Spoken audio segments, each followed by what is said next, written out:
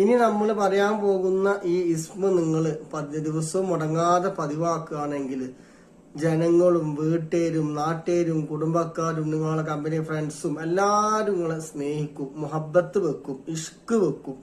അതിന് പറ്റാവുന്ന രോഗികൾക്ക് ഇത് ആത്മാർത്ഥമായിട്ട് നിങ്ങൾ ചെയ്തു കൊടുക്കുകയാണെങ്കിൽ ഒരു 10 വർഷം ചെയ്താൽ മതി. ചെയ്യുകയാണെങ്കിൽ അവർക്ക് രോഗശമനം കിട്ടുമെന്നുള്ളതാണ്. അപ്പൊ അസ്മാഉൽ ഹുസ്നയും അത്ഭുത ഫലങ്ങളും എന്നുള്ള വിഷയവുമായി ബന്ധപ്പെട്ട് പറയുകയാണ്.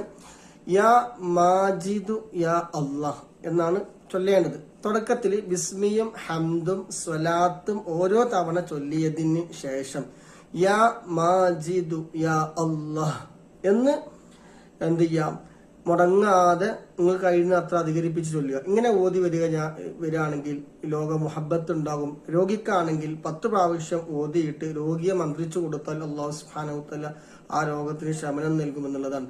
അപ്പോൾ ലൈക്ക് ചെയ്യുക, ഷെയർ ചെയ്യുക, സബ്സ്ക്രൈബ് ചെയ്യുക, ഫോളോ ചെയ്യുക.